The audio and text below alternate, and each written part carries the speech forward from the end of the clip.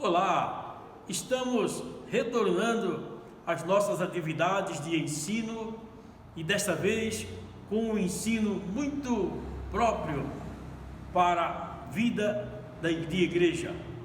Nós estamos estabelecendo que teremos um tempo estudando sobre educação religiosa. E o que vem a ser a educação religiosa? Pode estar certo que através da educação religiosa nós vamos procurar levantar e resolver algumas questões relacionadas à ética, questões relacionadas à moral e também ao comportamento que envolve toda a vida de igreja e também vida da sociedade. Nós estaremos aprendendo sobre paz, estaremos aprendendo sobre justiça, estaremos aprendendo sobre empatia e também a importância do amor ao próximo. Bem-vindos ao estudo sobre educação religiosa. Você, meu irmão, você, minha irmã, você, Igreja do Senhor, que tem nos assistido e tem nos acompanhado, o nosso muito obrigado. A sua participação nos honra. Me sinto lisonjeado ao saber que você está acompanhando estas ministrações. Agradeço, mas também quero pedir, se você pode e deseja, transmita o nosso link para que outros também possam assistir. Divulgue em seu grupo, divulgue na sua família. Vamos divulgar esse trabalho que é tão direcionado para a edificação de nossas vidas espirituais. Obrigado pela sua companhia. Hoje nós estaremos iniciando com o texto onde Paulo escreveu aos irmãos da igreja de Colossenses, capítulo 1, verso 9 a 12. Paulo assim escreveu, Colossenses, capítulo 1, verso 9 até o 12. Por esta razão, também nós, desde o dia em que o ouvimos, não cessamos de orar por vós e de pedir que transbordeis de pleno conhecimento da sua vontade, em toda a sabedoria e entendimento espiritual, a fim de viverdes de modo digno do Senhor, para o seu inteiro agrado, frutificando em toda boa obra, crescendo no pleno conhecimento de Deus, sendo fortalecidos com todo o poder, segundo a força de sua glória, em toda perseverança e longanimidade, com alegria, dando graças ao Pai, que vos fez idôneos à parte que vos cabe da herança dos santos na luz.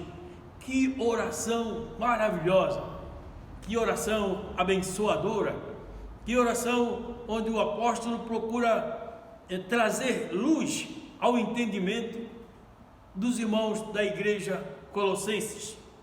Certamente ele ouviu o relatório de que a igreja estava sendo invadida por falsos ensinadores. Havia uma situação ou várias situações que mostrava que o ensino estava sendo confrontado. O ensino da verdade, os fundamentos da verdade estavam sendo confrontados com os ensinos de enganadores. Por isto, ele menciona a toda a situação e ele ora de uma maneira tão especial.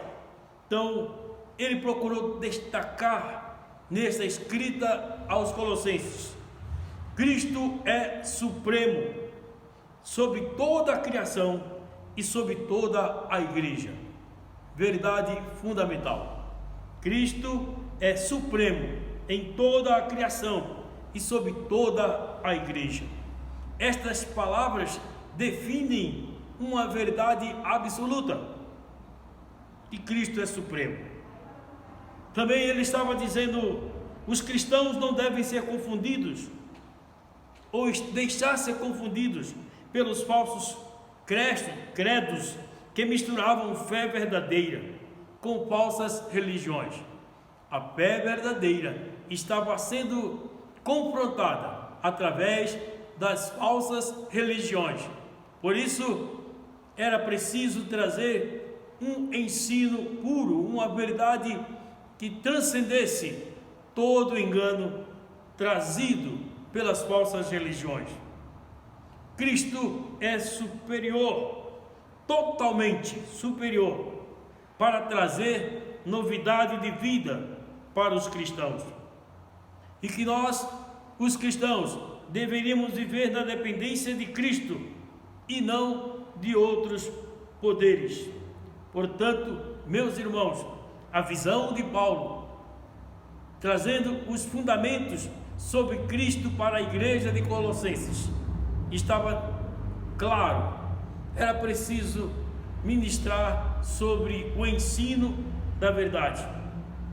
Então, como trouxemos o ensino sobre educação religiosa, é para que as nossas famílias não se percam e não se deixem ser influenciadas por doutrinas vãs, sutilezas vãs, formas de anular a espiritualidade e desenvolver a carnalidade.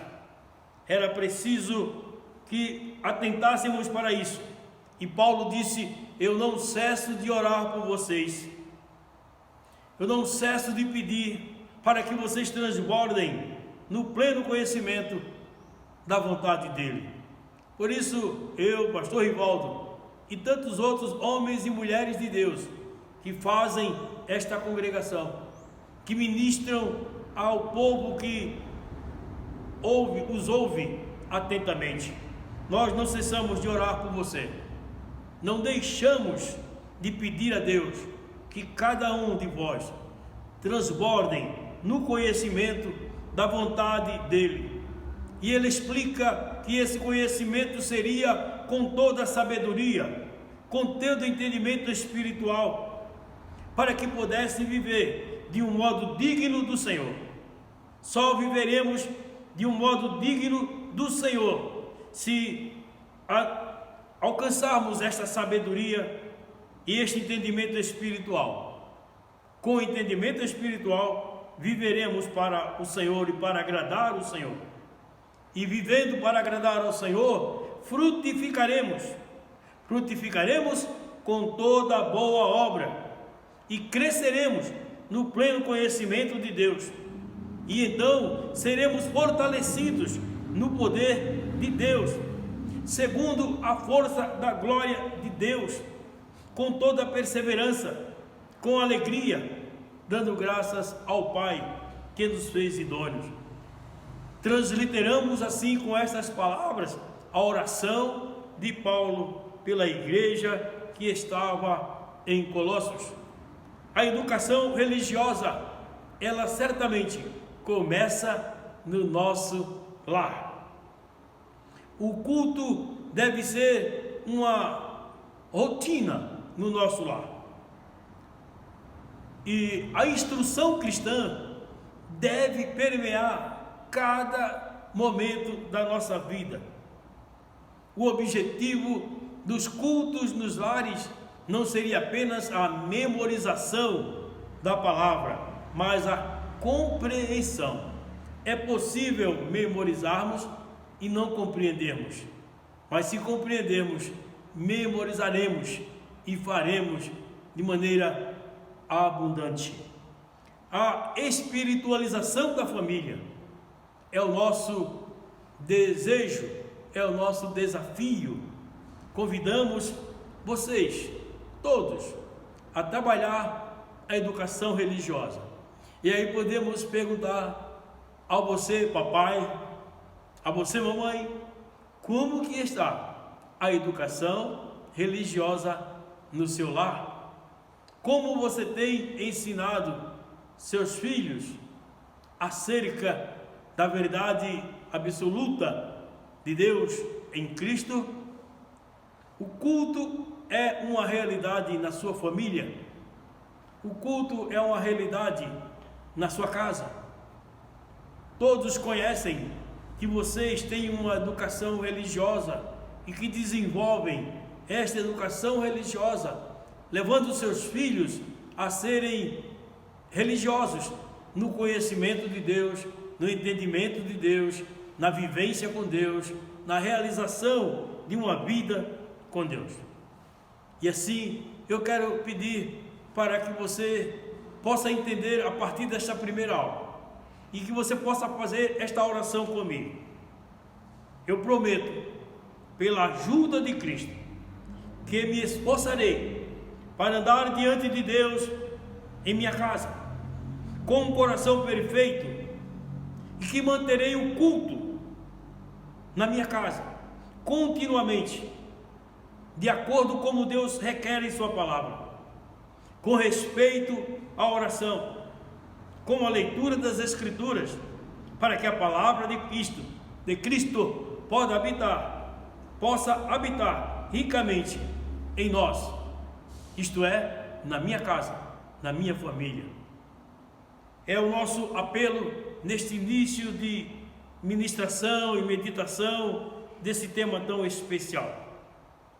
É importante que nós possamos nos esforçar para andar diante de Deus em nossa casa, com um coração perfeito em nossa casa, em nossa família, e manter o culto.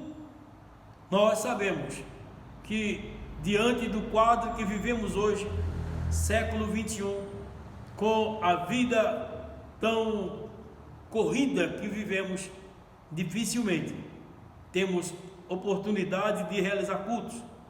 Os pais saem de manhã, chegam à noite, não tem mais horário de culto na casa, não tem mais horário de culto na família. Qual foi a última vez que você, pai, chamou a esposa, reuniu os filhos e prestou um culto a Deus? Hoje já está se dizendo que está fora de moda cultuar a Deus, e é tão grave esta situação que até nas reuniões de igrejas, comunidades e tantas outras, já não se tem mais tempo de cultuar. Nosso tempo de cultuar foi diminuído, em alguns momentos cessado, e outros momentos está sendo mantido, mas por uma questão de tradição do que uma disposição do coração em cultuar. É grave o nosso tempo.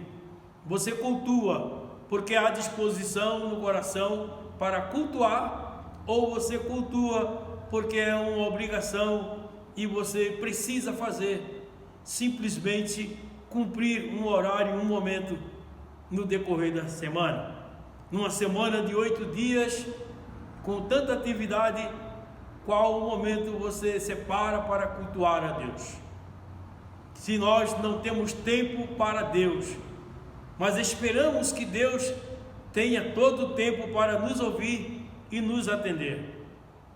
Meu apelo, de qual vamos tratar nesses dias, nesses tempos, é a educação religiosa, tarefa fundamental para a formação de uma sociedade cristã livre, uma sociedade cristã liberta, uma sociedade cristã cheia da graça de Deus.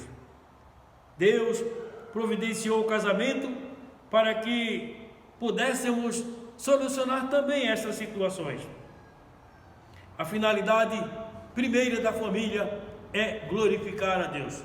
Por isso, famílias, vamos glorificar a Deus, vamos cultuar a Deus e vamos trabalhar a educação religiosa em todos os âmbitos de nossa família. Uma família é como uma pequena comunidade. Uma família é como um local onde Deus está presente e que manifesta a graça a todos que ali residem e emana para todos que circundam aquela casa, aquela família. Então é preciso crer que a família é uma realização pessoal de todos os membros. A família é chamada por Deus, é um bem público, para uma formação social. Então, uma família é uma pequena comunidade. Uma família é uma pequena comunidade. Como que está a sua comunidade? Cheia da graça, e o ensino da verdade, ele transcorre de forma plena, absoluta, total. Vamos educar-nos, educar os nossos filhos. Somos uma família de educados, educadores e educandos. Deus abençoe a família. Deus abençoe a família. Até o próximo encontro. Pastor Rivaldo abençoando sua vida com a palavra da verdade. Deus abençoe a família.